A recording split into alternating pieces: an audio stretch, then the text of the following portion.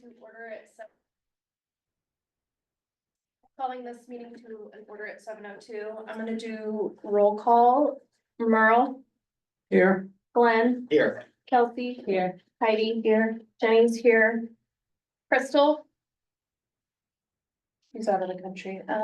Robert, he said he would not be coming, so you'll all join me in a flag salute. I pledge allegiance to the flag of the United States of America and to the republic for which it stands, one nation, under God, indivisible, with liberty and justice for all. I'll open the floor for agenda consideration. And request a motion. I'll make a, oh, go ahead. I'll move to approve the agenda as presented. I'll second. Any discussion? Hearing none, we'll move to a vote. Those in favor say aye. Aye. Those opposed? Motion carries. Do we have any public comment?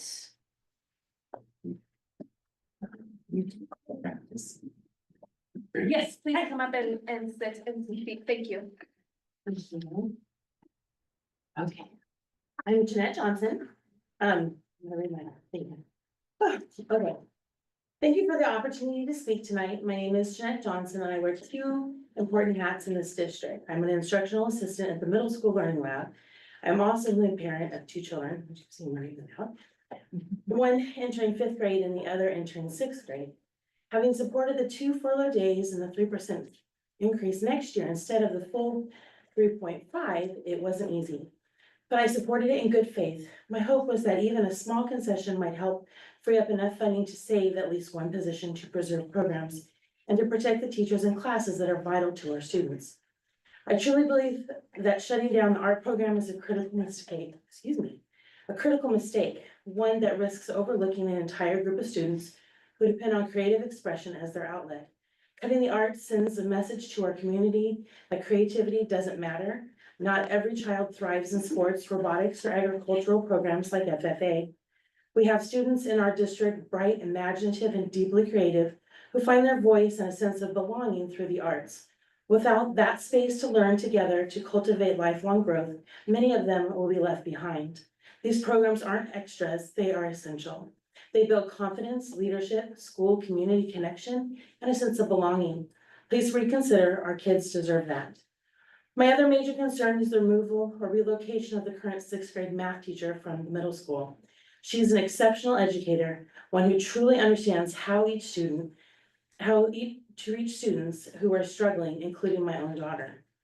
With so many kids falling behind in math and working below grade level, this is not the time to remove a teacher who has the skill, patience, and dedication to help them catch up and succeed. Her impact goes far beyond test scores. She builds confidence and meets students where they are. Keeping her at the middle school isn't just a personal decision, it's an investment in our children's future.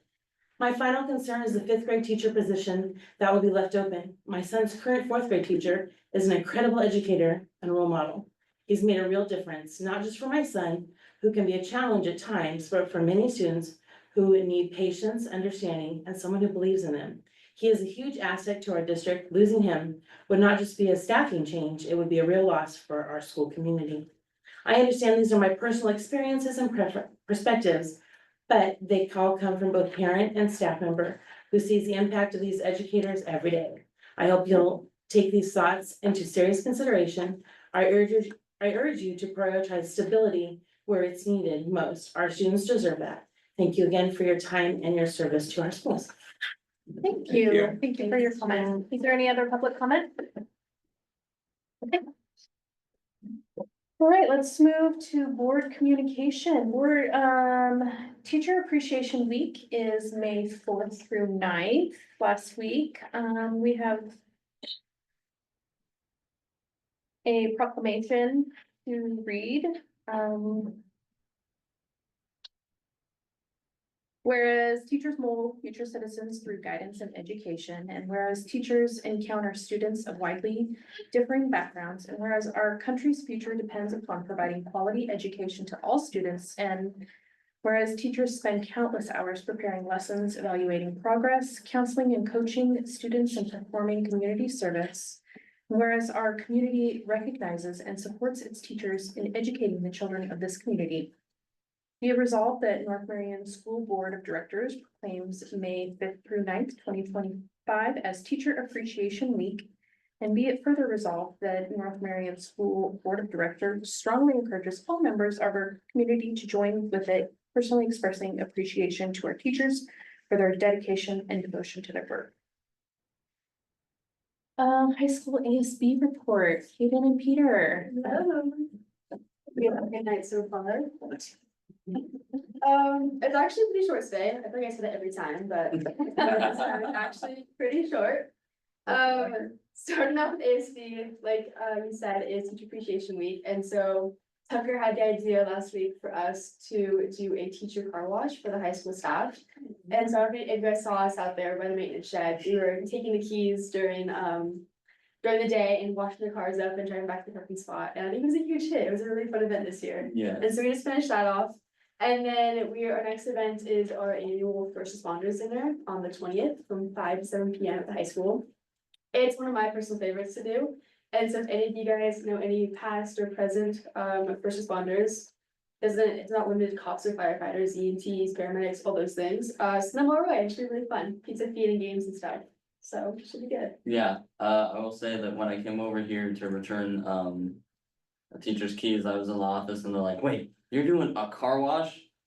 Can I get one? I'm like, no, it's high school teachers, I'm sorry, and they're like, but you could just come across the street, I'm like, sorry, I can't. It's fun.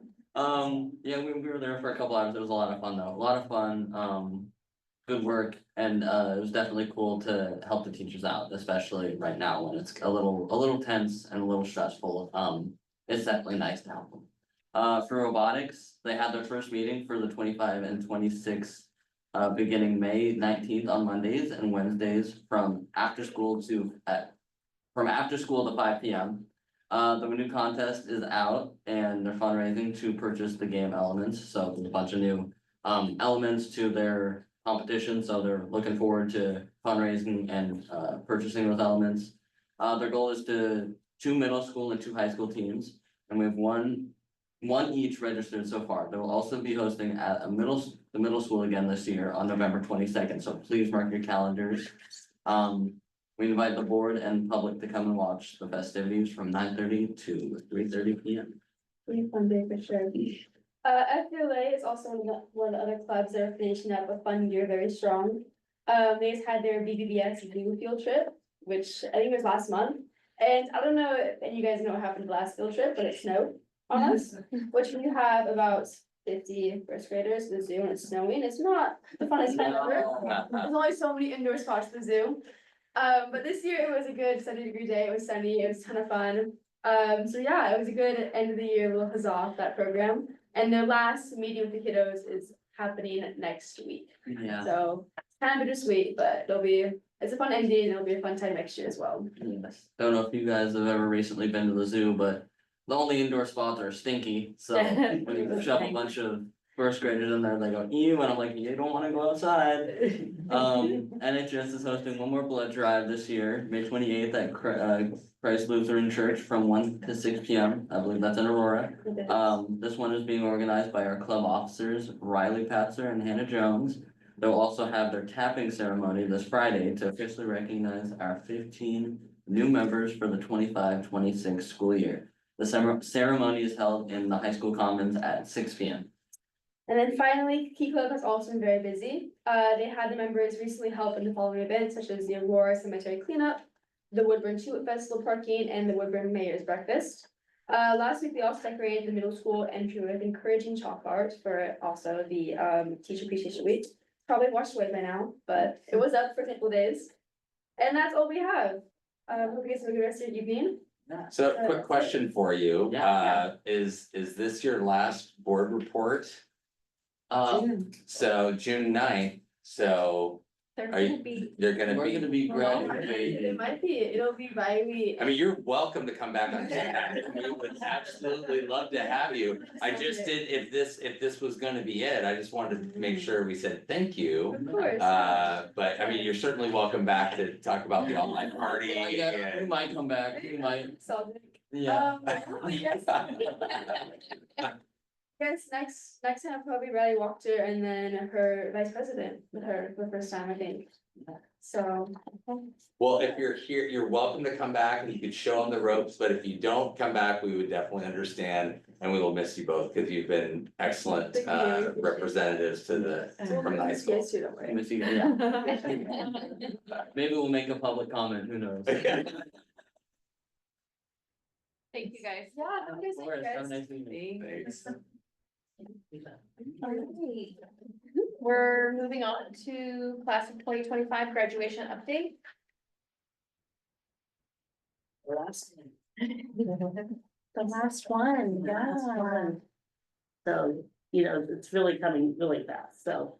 I have a few dates I wanna throw out first. On May 21st is our senior awards night. And that is in the Commons at 6 p.m. We have a really big turnout and there's lots of money getting handed out. On May 27th, Willamette Career Academy is doing their senior awards night in Salem. And that's at 6:30. May 28th is Willamette Career Academy's senior last day. And then they'll just have to come to our school in the afternoon or in the morning. Do we have anybody graduating from the Willamette Career Academy? Yeah, we have about 5, I think. June 3rd is our seniors' last day. On that day, we have our senior assembly, which is in the gym 1. And it's at 1 p.m. It'd be great to have you guys there for that. Right after senior assembly, the seniors are going to put on their caps and gowns and do their senior walk. And that's located at all the schools. We would be leaving the high school, going to the primary school, then the intermediate, middle school, and then back to the high school. And that is really an exciting time. It's nice to hear, because I'm leading them through the building, the first 5 or 6 kids, you can just hear them all excited talking about, oh, I remember this, I remember that, I remember this. And they're just really excited, and seeing all the little kids in the hallway is just, it's meaningful for all those kids. And that's about 2-ish, because it depends on how long it takes them to put on their caps and gowns. June 6th, the most important day, is graduation. The location is at Rolling Hills. Today, our counselors and the secretary went to Rolling Hills. They were gonna check out Stafford Road because there is a closure there. And they're seeing, where that closure is and how it affects for us to get there. And so we'll be sending out some messages and maps and different ways if it affects where the closure is. So that will be coming out. We have practice at 9 a.m. on the 6th. Graduation is at 7:30. Doors open at 6:45. The grads get there around 6. I'm personally inviting all the board members to attend. You will get a formal invitation from Tracy, our secretary, to invite you to the graduation. If you are planning on attending, I would like you to be there about 7:15. I do provide corsages and boutonnieres for all those who attend, so I kind of need to know if you're gonna be there or not. We'll meet over by the cafe that's in the Rolling Hills foyer.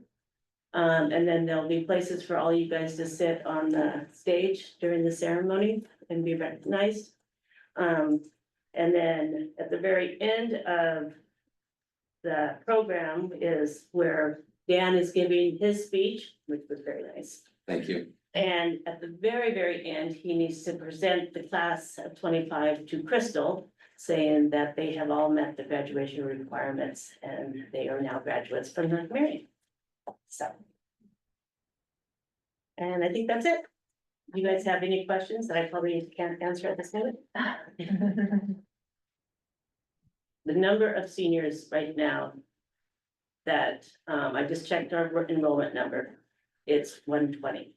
And so I don't, but we probably have maybe 10 that might not graduate at this point.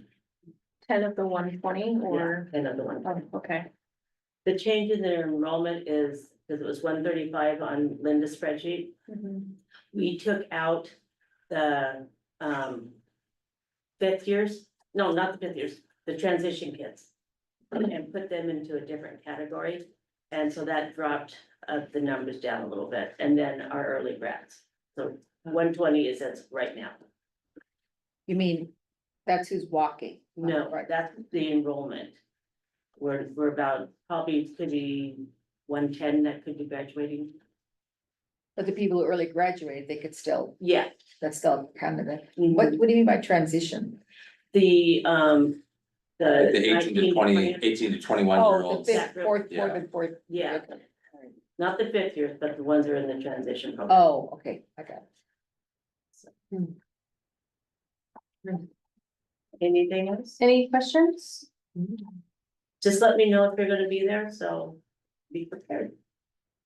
Thank you. You're welcome. But this is not your last board meeting because you're not graduating on. Yeah, so. You're, Peter and Caden, they get the pass. You got one more. All right, moving on, we would like to acknowledge an overnight field trip for the boys golf and choir and band. Any questions on that? Good luck to both of those groups. Summer board conference is coming up in Salem, August 8th through 10th. So stay tuned for more details on that. UNME report? Yes. We on camera too.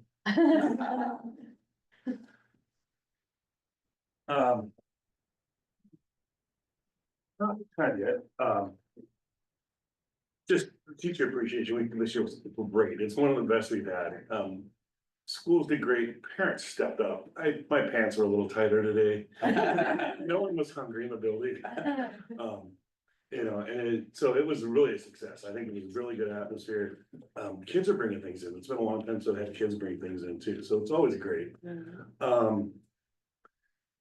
The other thing Heidi, you reminded me of when you said you were hired Dan a year ago, one thing I really appreciate meeting.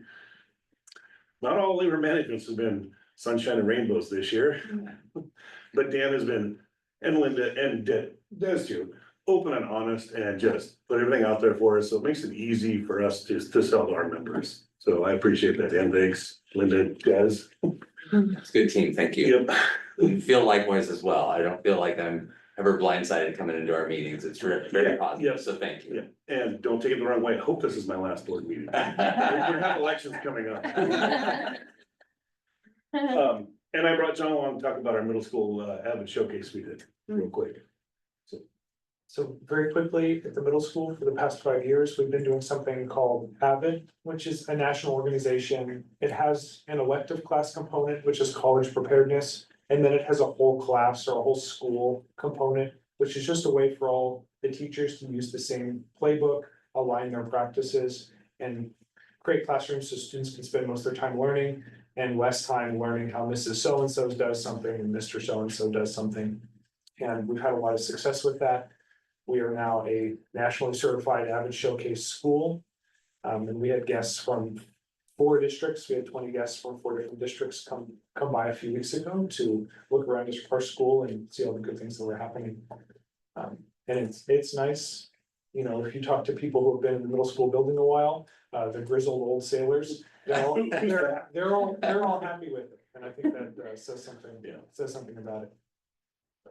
Great. That's what we have. Thank you guys so much. Right, moving on to item. If you've had some time to review the consent agenda, I'd entertain a motion.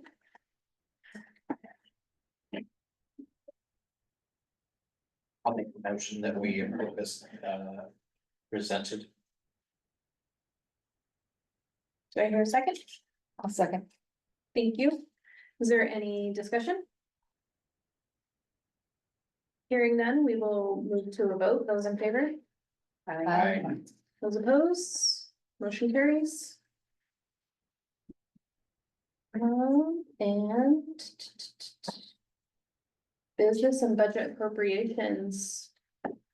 Yeah, I think you guys have heard enough from me tonight. Here I come back again. I think I pretty much said what there was. The ending fund balance is a little higher than last month, which is a good thing.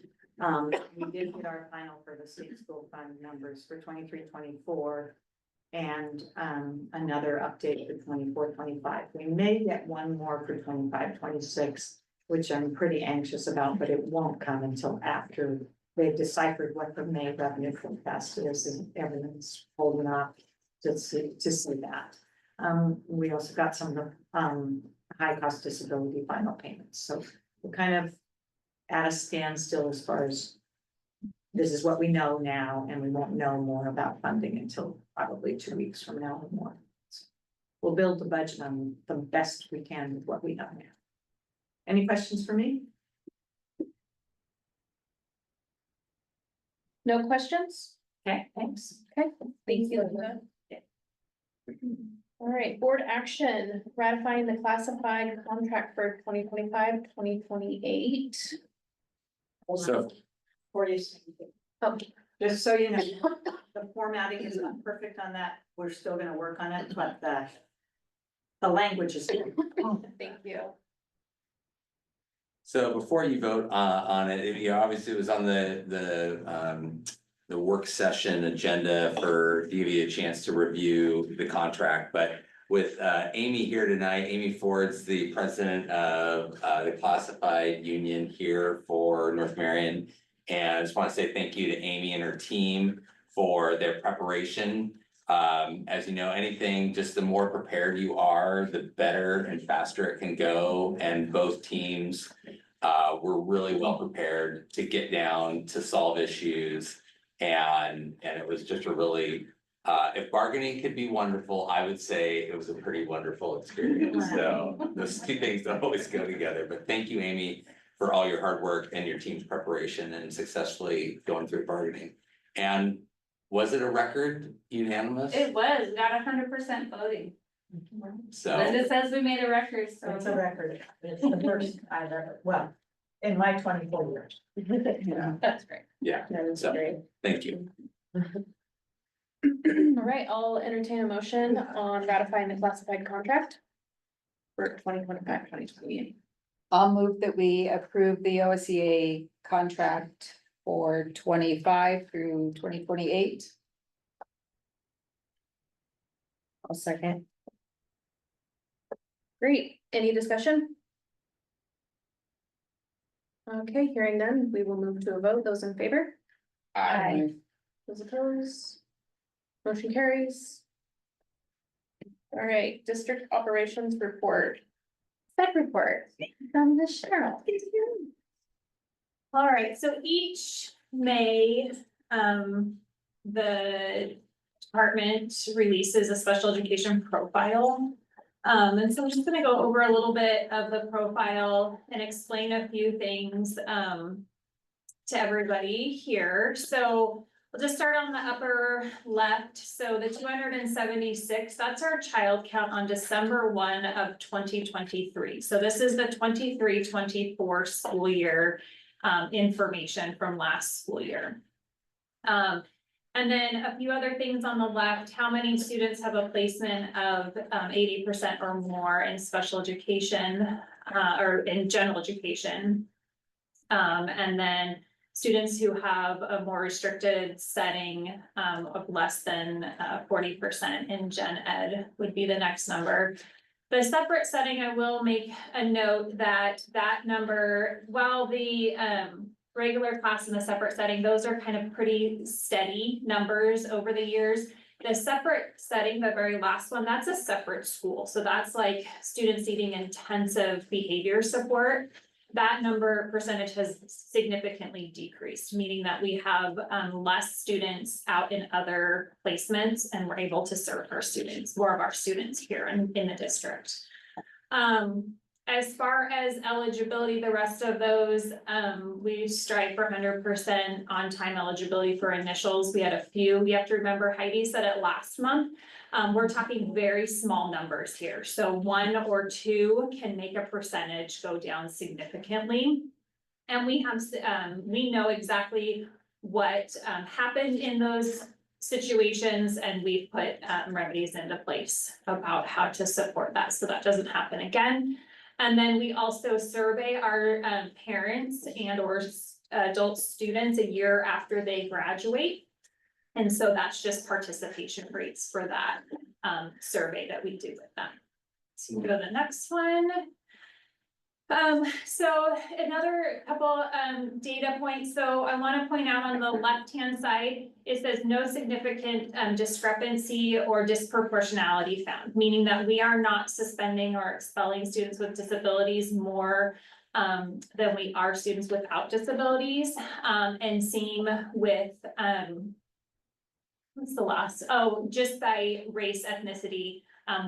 We don't have a significant disproportionate amount of students that we are identifying in one area or the other. So those are really good things to have green check marks for.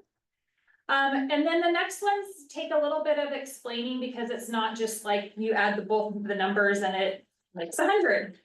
So a few things for graduation rate. That's our number of students who are eligible for special education that graduate with a regular diploma or a modified diploma. We have other ways to exit, meaning you can get an extended diploma, you can get a certificate of attendance, you can continue with, and then you can drop out. So the 63% is students of that really small size, remember, that graduate with a regular diploma or an extended diploma.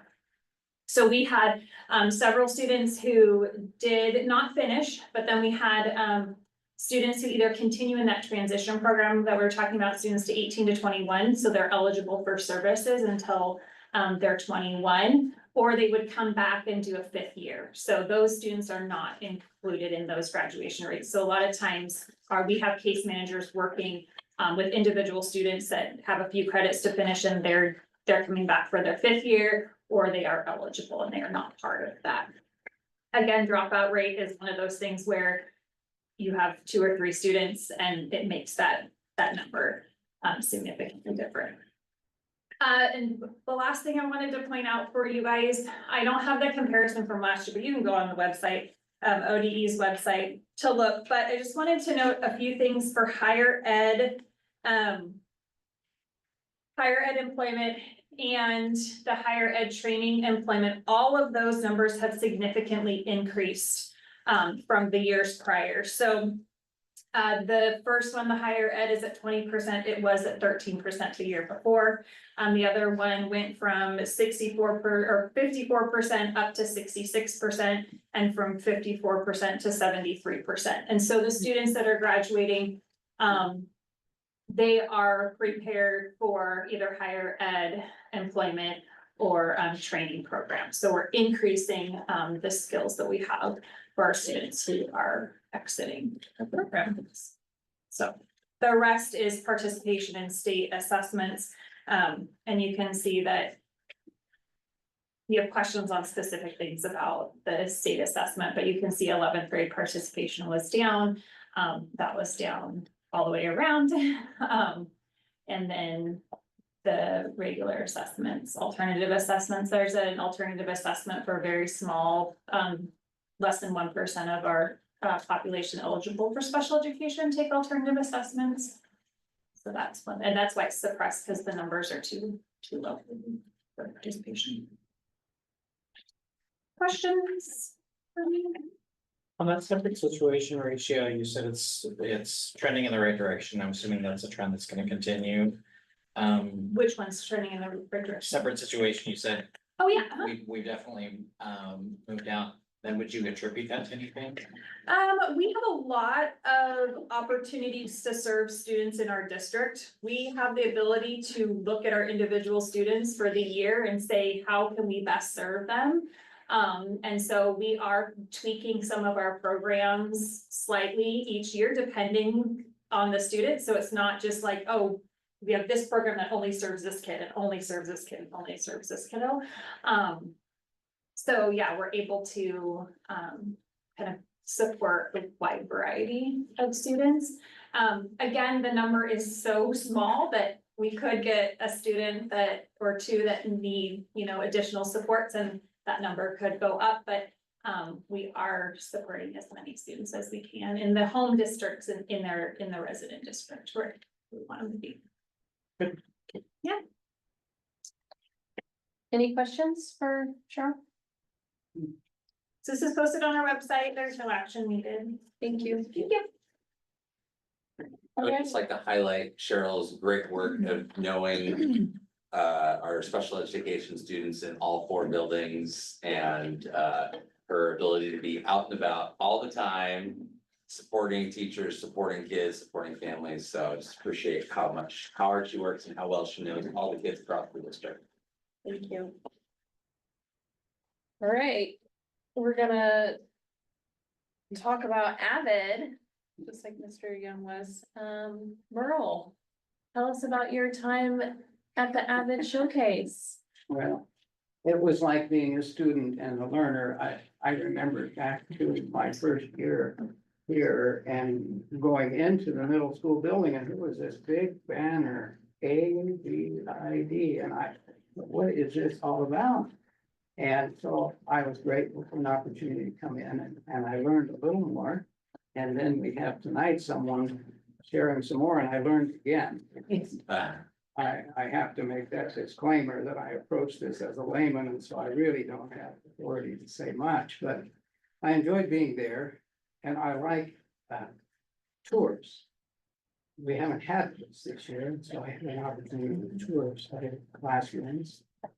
And I was impressed. I took a few notes, things that Avid and then superintendent's update this week confirmed for me what I had observed, and that is, I think Avid is a balance to our CTE emphasis, which I very much endorse and appreciate, but it's a college readiness arm that is, I sense some excitement in the teachers, and then I realized that I think, and you just have to evaluate the layman's opinion, there's a professional development element that enters in. And one of the breaks, I chatted with an instructor from somewhere else, down in Oak Ridge somewhere, and then I realized, well, it's some professional development for them as well, so.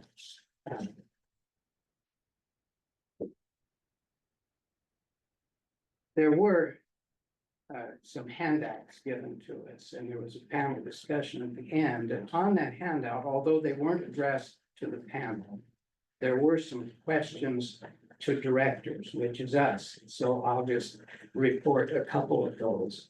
One was, how is Avid funded?